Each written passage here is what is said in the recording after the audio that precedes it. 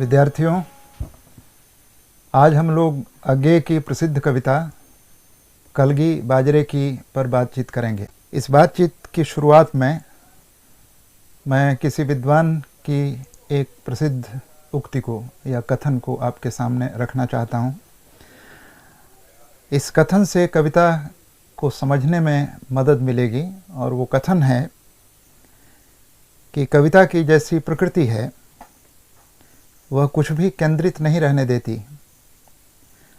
आप बात शुरू करते हैं चिड़िया पर, लेकिन वह तो आकाश से होते हुए आखेटक तक पहुंच जाती है और संस्कृति की किवाड़ पर अपनी चोंच से चोट करने लगती है।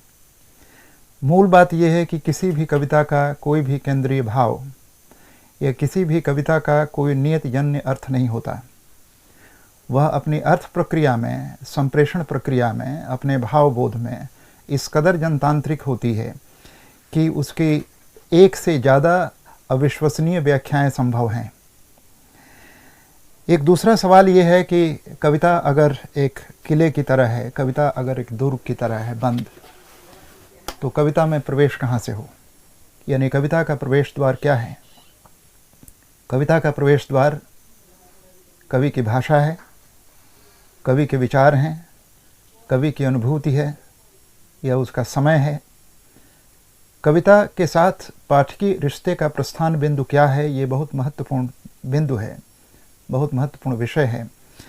और इस विषय पर अज्ञेय जी ने स्वयं एक वक्तव्य दिया है। वो वक्तव्य मैं आपके सामने रख रहा हूँ। वक्तव्य है कि किसी भी समय की कविता को समझने के लिए यह अत्यंत आवश्यक है कि हम जानें कि काव्य अभिव्यक्ति से भी अधिक संप्रेषण है और संप्रेषण की स्थितियों के संदर्भ में ही यह पड़ताल करें कि कविता क्या है। संप्रेषण की स्थितियों को समझे बिना काव्य का मूल्यांकन तो दूर, सही अर्थ ग्रहण भी नहीं हो सकता, उसका कथ्य भी ठीक ठीक नहीं पहचाना जा सकता। सरलतर ढंग से कहना चाहें तो कह सकते हैं कि बिना यह जाने कि जो कुछ कहा गया है वह किस परिस्थिति में किसके लिए कहा गया है, उसका अर्थ या आशय ठीक ठीक नहीं समझा जा सकता। हरी घास पर क्षण भर कविता पर जब हम विचार करते हैं तो इसके बहुत सारे वैचारिक सूत्र और संदर्भ हैं। मसलन कि इस कविता को अज्ञेय के नए सौंदर्य बोध के संदर्भ में व्याख्यायित किया जा सकता है, या यह कविता सौंदर्य के जो परंपरागत उपमान हैं उन उपमानों के बरक्स नए अनुभव, नई अनुभूति को धारण करने वाले नए उपमानों की प्रस्तावना की कविता है। ये कविता प्रेम और अभिव्यक्ति के संबंधों की कविता है, या यह कविता की एक नई भाषा या कविता के एक नए प्रस्थान की ओर संकेत करती है। ये बहुत सारे बिंदु हैं जिन पर इस कविता के माध्यम से हम बातचीत कर सकते हैं। लेकिन सबसे पहले इस कविता का जो पाठ है, पाठ क्या कहता है? क्योंकि कविता में एक जो अर्थ है वो मूलतः औसतन पाठ की सतह पर होता है और बाकी उस कविता के अर्थ की अपनी परतें होती हैं। इसलिए सबसे पहले आइए हम चलते हैं इस कविता की सतह पर, जो कविता मूलतः अभिधा में कुछ कह रही है। इसलिए कविता के अभिधात्मक पक्ष पर विचार करने के बाद हम इसकी तहों में और इसकी जटिलताओं में उतरने की कोशिश करेंगे। कलगी बाजरे की कविता अज्ञेय की प्रतिनिधि कविताओं में से एक है और आप सभी जानते हैं कि अज्ञेय की बहुत सारी महत्वपूर्ण कविताएं अवधारणात्मक कविताएं हैं। यानी अज्ञेय छायावादियों की तरह हृदय की तरंग या भावोच्छ्वास से कविता नहीं लिखते, बल्कि उनकी प्रत्येक कविता की पृष्ठभूमि में कोई वैचारिक संदर्भ होता है विचार को कविता में परिवर्तित करने की क्षमता अज्ञेय की एक विशिष्ट पहचान है और अज्ञेय इसके लिए जाने जाते हैं। तो यह कविता अज्ञेय की प्रतिनिधि वैचारिक कविताओं में से एक है। इस कविता में अज्ञेय अपनी प्रेमिका की तुलना सौंदर्य के परंपरागत प्रतिमानों से करने की बजाय नितांत नए दो उपमानों से करते हैं, जिसमें एक हरी बिछली घास है और दूसरी कलगी बाजरे की है। अज्ञेय के हिसाब से ये दोनों चीज़ें सादगी के सौंदर्य से या सादगी के सौंदर्य का प्रतिनिधित्व करती हैं। इसलिए प्रेमिका का जो सौंदर्य है उस सौंदर्य को निकटता से महसूस करने में हरी बिछली घास और कलगी बाजरे की ये दोनों अपेक्षाकृत अधिक नज़दीक हैं, अधिक सहायक हैं, अधिक सारगर्भित हैं। कविता शुरू होती है यहाँ से, हरी बिछली घास दोलती कलगी छरहरे बाजरे की।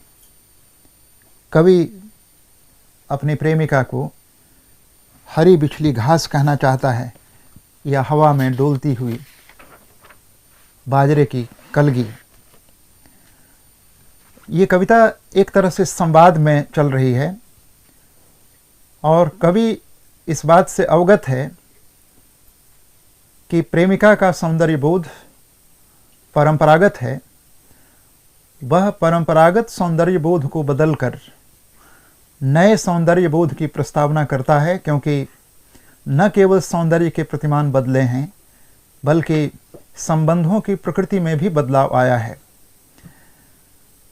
तो आगे जो कविता की पंक्तियां हैं वो इस तरह हैं। अगर मैं तुमको ललाती सांझ के नभ की अकेली तारिका अब नहीं कहता, या शरद के भोर की निहार न्यायी कुई, टटकी कली चंपे की वगैरह, तो नहीं कारण कि मेरा हृदय उथला, या कि सूना है, या कि मेरा प्यार मैला है। आप देखेंगे कि इस कविता में जो शब्द आ रहे हैं, निहार, कुई, उथला, सूना, ये मोटे तौर पर परंपरागत सौंदर्य की प्रक्रिया में आने वाले शब्द हैं। अज्ञेय कहते हैं कि अगर मैं तुम्हें ढलते सूरज की किरणों से लाल होती हुई सांझ के आकाश में अकेली तारिका अब नहीं कहता, या शरद के कोहरे में निहाई हुई कमलनी, या फिर चंपे की खिलती हुई ताजी कली वगैरह, तो इसका अर्थ नहीं है कि मेरा हृदय भावना शून्य है, या मेरा प्यार उथला है, या बासी पड़ गया है, या पुराना पड़ गया है, बल्कि केवल यही कि ये उपमान मैले हो गए हैं। देवता इन प्रतीकों के कर गए हैं कूच, कभी बासन अधिक घिसने से मुलम्मा छूट जाता है। देवताओं के कूच कर जाने का अर्थ है कि इन प्रतीकों की शक्ति, उनकी रहस्यात्मकता और उनकी पवित्रता जा चुकी है। यानी एक तरह से मैं अपनी नई अनुभूतियों को, अपने नए अनुभवों को, नए बोध को, नई चेतना को इन परंपरागत प्रतीकों के माध्यम से या परंपरागत उपमानों के माध्यम से व्यक्त नहीं कर सकता। कवि के अनुसार सौंदर्य के ये जो प्रतिमान परंपरागत हैं, परंपरागत प्रतिमान हैं, ये पुराने पड़ गए हैं। उपमानों के पुराने पड़ जाने का मतलब है अर्थ को अभिव्यक्त करने की इनकी क्षमता चूक गई है। उदाहरण से उन्होंने बताया कि जिस तरह बर्तन को बार बार घिसने से उसकी चमक चली जाती है, उसकी आब चली जाती है, उसका सौंदर्य खत्म हो जाता है, उसी तरह से निरंतर प्रयोग की आवृत्ति से उपमानों की ताजगी, उसकी व्यंजकता, उसकी रहस्यात्मकता, उसकी सृजनात्मकता भी खत्म हो जाती है। शब्द बेजान हो जाते हैं बार बार के प्रयोग होने से। उदाहरण के लिए अगर आप पूरे रीतिकाल को देखें तो रीतिकाल में सौंदर्य के सभी उपमान या सौंदर्य के सभी प्रतिमान इस कदर जड़ हो गए थे कि रीति मुक्त कवियों को उस काव्यधारा से, जिसे हम रीति कविता कहते हैं, उससे विद्रोह करना पड़ा और उन्होंने ब्रजभाषा का प्रयोग करते हुए भी भाव और उपमान के स्तर पर नई व्यंजनाएं और कविता के नए प्रस्थान बिंदुओं की तलाश की। उन्होंने कविता को अपने ढंग से कहा। घनानंद ने कहा कि रीतकाल का रचनाकार लोगों के लिए कविता बनाता है, लेकिन कविता स्वयं मुझे बनाती है। यानी एक तरह से कविता ही कवि की सर्जक है। ये वो बिंदु है जो एक तरह से रीत से अलग करती है रीत मुक्त कवियों को। तो मध्यकाल का रीतिकाल है, उसी में आप देख सकते हैं कि रूढ़ प्रतिमानों, काव्य शैलियों, भावबोध की आवृत्ति के खिलाफ एक असंतोष दिखाई पड़ने लगता है।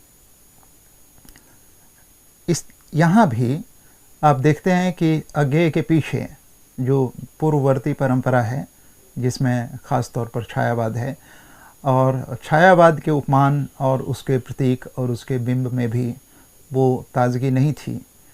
वो अपने समय के यथार्थ को, या वो अपने समय के अनुभव की आँच को, या वो अपने समय के सच को कहने में पूरी तरह से असमर्थ हो गए थे।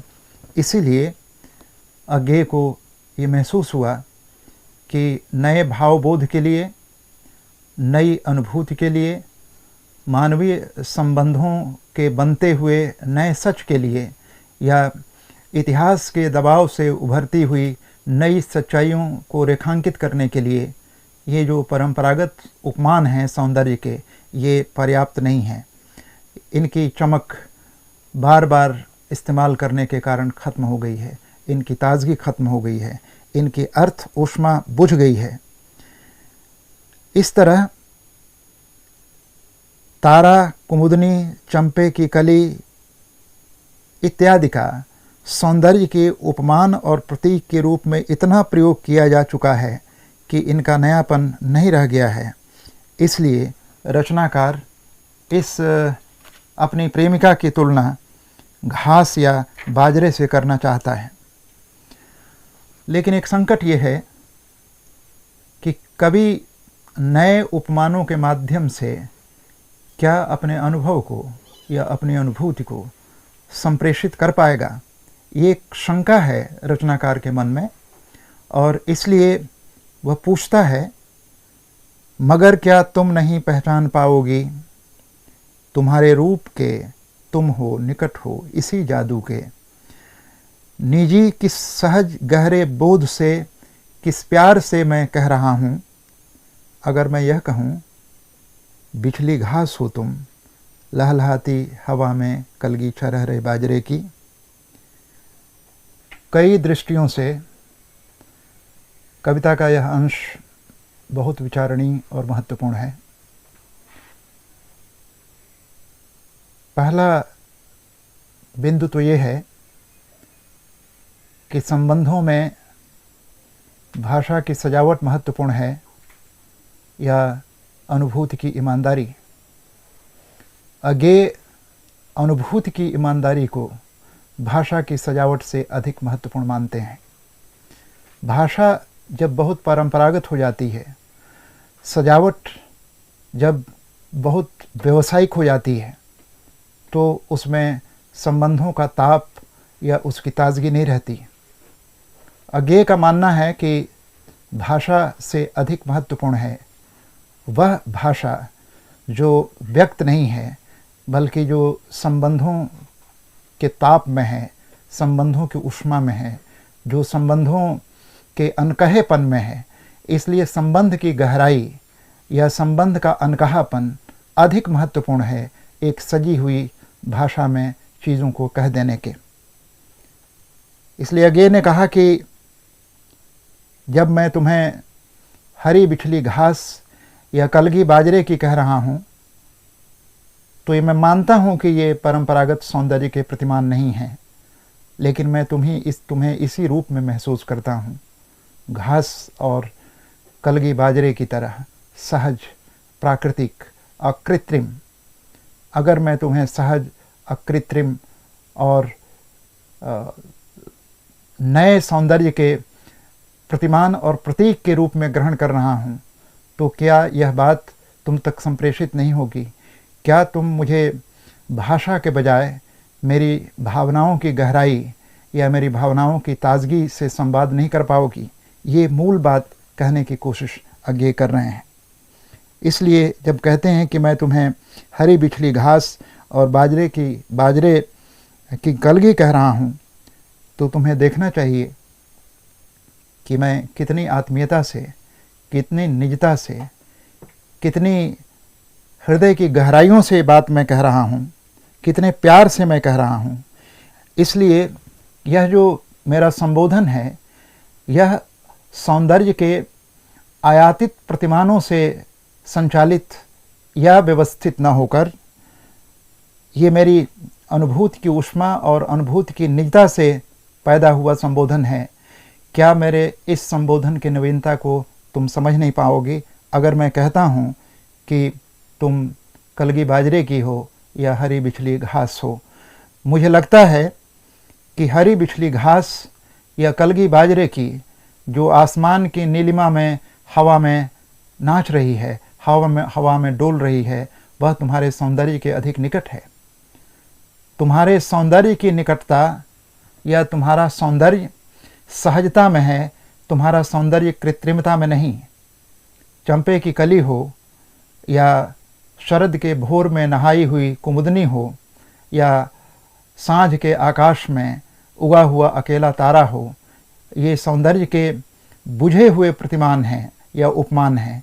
और मुझे लगता है कि सौंदर्य के ये चुके हुए, बुझे हुए, पुराने और अनुभूति की ऊष्मा जगाने में असमर्थ शब्दावलियां हैं। इसलिए मैं तुम्हें एक नई शब्दावली दे रहा हूँ, मैं तुम्हें एक नया उपमान दे रहा हूँ, और यह उपमान हरी बिछली घास का है या यह उपमान कलगी बाजरे की है। इन उपमानों में मेरी अनुभूति है और तुम सौंदर्य के इन नए, ताज़े, टटके उपमानों के अधिक करीब हो। क्या तुम इस बात को समझ नहीं पाओगी? और इसके बाद कविता शहर पर आती है, शहर की ज़िंदगी पर, शहर की एकरस ज़िंदगी में, यांत्रिक ज़िंदगी में, शहर की मशीनी ज़िंदगी में जो नए प्रकार के मानवीय संबंध है, जो नए प्रकार का सौंदर्य बोध है, उसमें किस हद तक कृत्रिमता है, उस कृत्रिमता की तरफ, उस बासीपन की तरफ कविता मुड़ती है। और आगे लिखते हैं, आज हम शहरातियों को पाल तो मालंच पर समरी जूही के फूल से, सृष्टि के विस्तार का, ऐश्वर्य का, औदार्य का, कहीं सच्चा कहीं प्यारा एक प्रतीक बिछली घास है, या शरद की सांझ के सुने गगन की पीठिका पर डोलती कलगी अकेली बाजरे की। मालंच फूलों के बगीचे को कहते हैं। यहाँ घास और बाजरा को शहरी सभ्यता और समूची सृष्टि से जोड़कर देखा गया है। यानी जो घास और बाजरा है, ये मूलतः जो शहर की बनावटी कृत्रिम जिंदगी है, उसके विपक्ष में रखा गया है। शहर में रहने वाले लोग फूलों के बगीचे में जूही का जो सवरा हुआ फूल लगाते हैं, उसमें कृत्रिमता है, उसमें वह सौंदर्य नहीं है, उसमें वह शोभा नहीं है, उसमें वह सहजता नहीं है। उसकी तुलना में प्रकृति के विस्तार में और प्रकृति की सहजता में यह जो बिछी हुई घास है या फिर जो बाजरे की कली है, वह अधिक नज़दीक है सौंदर्य की, शोभा की। उसका जो खुलापन है, उसका जो सच्चापन है, वह घास या बाजरे की कली, वह सौंदर्य के संबंधों के अधिक निकट हैं। इस तरह से यह जो नया सौंदर्य बोध है, जिसकी प्रतीक बिछली घास और बाजरे की कलगी है, ये प्रेम और सौंदर्य के नए उपमान हैं और ये नए उपमान मानवीय संबंधों के बदलाव के सूचक हैं। वह रचनाशीलता के नए संदर्भों के साक्षी हैं।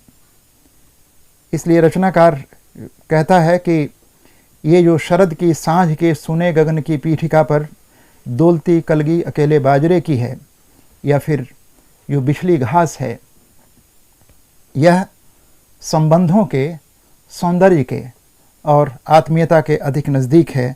इसीलिए मैं तुम्हें कली या भोर का तारा या सांझ का तारा या फिर ओस में नहाई हुई कली की तुलना में मुझे ये उपमान ज़्यादा बेहतर लगते हैं। इस तरह से ये दोनों, यानी घास और बाजरे की कलगी, ये दोनों प्रकृति के माध्यम से लोक संपृक्ति को सूचित करते हैं और इसमें अगेय के सौंदर्य बोध का एक रुझान दिखाई पड़ रहा है। और मोटे तौर पर हम जानते हैं कि अगेय को मध्यवर्गीय संवेदना का कवि कहा जाता है, अगेय को आभिजात्य कवि कहा जाता है। अगेय में शहरीपन की झलक बहुत गहरी है, लेकिन हम पाते हैं कि अगेय की जो रचनाशीलता है वो शहरीपन के बजाय लोक जीवन को, लोक प्रकृति को, लोक के भूगोल को या लोक सौंदर्य को अधिक महत्व देती है। इस अर्थ में यह कविता अगेय की काव्यानुभूति की उस बनावट की तरफ संकेत करती है जिसमें आभिजात्य और शहरी जीवन की तुलना में लोक जीवन और ग्राम्य प्रकृति और ग्राम्य जीवन की प्रधानता है। अगेय इस कविता के अंत में ये कहते हैं कि और सचमुच इन्हें जब जब देखता हूँ, यह खुला वीरान संस्कृत का घना हो सिमट आता है और मैं एकांत होता हूँ समर्पित। शब्द जादू हैं, मगर क्या यह समर्पण कुछ नहीं है। इन पंक्तियों में अगेय ने घास और बाजरे को सृष्टि के समूचे विस्तार से जोड़ा है। अगेय कहते हैं कि इन्हें जब जब मैं देखता हूँ, यानी बिछली घास को और बाजरे की कलगी को, मुझे सृष्टि का खुलापन और उसकी आत्मा में व्याप्त व्यापकता के दर्शन होते हैं। इन्हें जब देखता हूँ तो सृष्टि का खुलापन और जो वीरानियत है प्रकृति की, वह मुझे घेरती है। उन क्षणों में जब मैं प्रकृति के बीच में होता हूँ, उन क्षणों में जब मैं प्रकृति के सौंदर्य की अनुभूति में डूबा होता हूँ, कोलाहल पीछे छूटता है और शेष रहता है एक अभिमंत्रित जादुई एकांत। इस एकांत में मैं सृष्टि की उन्मुक्तता को, संगीत को, सौंदर्य को महसूस करता हूँ और महसूस करने के उन्हीं क्षणों में तुम मेरे सामने होती हो। इस तरह इन का साक्षी होना, यानी बिछली घास का और बाजरे की कली के सौंदर्य का साक्षी होना, ये तुम्हारे सौंदर्य की मासूमियत को, तुम्हारे सौंदर्य की सहजता को, तुम्हारे सौंदर्य के संगीत को या तुम्हारे सौंदर्य की रूहानियत को महसूस करता हूँ जब मैं घास और बाजरे की कलगी को देखता हूँ। एक सवाल उठाया गया है कि शब्द जादू हैं। इसमें कोई शक नहीं है कि शब्दों का एक अपना जादू है, शब्दों का एक अपना सौंदर्य है। शब्दों में हम रहते हैं, शब्दों से जीवन चलता है। इसलिए शब्द का एक अपना करिश्मा है। शब्द में ही संसार बसा हुआ है। शब्दों में हम सांस लेते हैं, बोलते हैं, सोचते हैं, जीते हैं, संबंध बनाते हैं, संबंध टूटते हैं। लेकिन शब्द क्या स्त्री और पुरुष के संबंधों के सबसे सुंदर अध्याय के प्रतिनिधि हो सकते हैं? यह एक सवाल है। शब्द जादू हैं, मगर क्या यह समर्पण कुछ नहीं है? सौंदर्य के जादू और प्रेम में समर्पण के संगीत को आमने सामने रखकर एक बुनियादी प्रश्न अज्ञेय करते हैं। जहाँ समर्पण है वहाँ शब्द नहीं है। इससे क्या समर्पण झूठा पड़ जाता है? शब्द के बिना जो समर्पण घटित हो रहा है भावनाओं के स्तर पर, क्या उसमें उथलापन आ जाता है? क्या संबंध के हर अनुभव को, संबंध की हर अनुभूति को भाषा में व्यक्त किया जा सकता है या भाषा में व्यक्त करना ज़रूरी है? यह एक बुनियादी सवाल है और यह अपने आप में कितना विचित्र किंतु सत्य है कि भाषा को रचना का आत्यंतिक तत्व मानने वाले अज्ञेय इस कविता में शब्द के जादू की तुलना में समर्पण के मौन को या समर्पण के एकांत को अधिक महत्वपूर्ण, अधिक सृजनात्मक, अधिक सार्थक मानते हैं। यह कविता कुछ सवाल उठाती है। एक सवाल तो उपमानों को लेकर है। उपमानों का सवाल केवल कविता का सवाल नहीं है, कविता की भाषा के नएपन का सवाल नहीं है, सौंदर्य की नई अनुभूतियों को भाषा में दर्ज कर देने का सवाल नहीं है। इससे थोड़े गहरे सवाल हैं। इन सवालों पर विचार करने के लिए मैं अज्ञेय की कुछ धारणाओं को आपके सामने रखना चाहता हूँ। सर्जना के क्षण अज्ञेय संपादित किताब है जो उनकी कविताओं का संग्रह है। उसकी भूमिका में अज्ञेय ने कुछ वक्तव्य दिए हैं। मैं आपका ध्यान उन एकाध वक्तव्यों की तरफ ले जाना चाहता हूँ। उसमें पहला वक्तव्य है, पहला कथन है, यथार्थ संबंधी आग्रह कवि के लिए नए प्रश्न उभार रहे थे। छायावाद ने जो भाषा गढ़ी थी वह व्यक्ति के अनुभूत आभ्यंतर यथार्थ को सामने लाने के लिए ज़रूरी थी, पर सामाजिक अनुभूतियों के बाह्य यथार्थ के प्रस्तुतिकरण और संप्रेषण के लिए न छायावाद के शब्द पर्याप्त थे न उसकी भाषा। जाहिर है कि छायावाद की भाषा एक खास ज़रूरत को पूरा करने के लिए विकसित हुई थी। खास तरह के यथार्थ को, खास तरह के जीवन बोध को व्यक्त करने के लिए वो भाषा निर्मित हुई थी। लेकिन कालांतर में यथार्थ बदल गया था, परिस्थितियां बदल गई थीं, जीवन के संबंध बदल गए थे। उन बदले हुए जीवन संबंधों और नई अनुभूतियों को वहन करने की क्षमता छायावाद में नहीं थी। इसलिए छायावाद अपनी तमाम रचनात्मक औदार्य और ऐश्वर्य के बावजूद इतिहास के प्रवाह में पिरामिड की तरह खड़ा रह गया और इतिहास इन पिरामिडों को छोड़कर आगे बढ़ा और आगे के रचनाकारों को अपने लिए नई भाषा, नए उपमान, नई व्यंजनाएं, नए प्रतीक और बिंब विकसित करने पड़े। यह कविता इस बात का साक्षी है, इस बात की गवाही देती है कि नए सौंदर्य बोध के लिए या नए संबंध बोध के लिए जो छायावाद की परंपरागत भाषा है वह अपर्याप्त है। यानी यह कविता यह व्यंजित करती है कि इसमें सौंदर्य के, उपमान के जो नए प्रतीक आए हैं या नए शब्द आए हैं वो केवल यादृच्छिक नहीं है, बल्कि यह है कि इन्हीं नए उपमानों के माध्यम से इस बदले हुए सौंदर्य बोध को या इस बदले हुए संबंध को व्यक्त किया जा सकता है। एक और बात सर्जना के क्षण में अज्ञे ने लिखी है, वो भी विचारणीय है, और वह ये है, काव्य भाषा इकहरी नहीं होती, नहीं होनी चाहिए।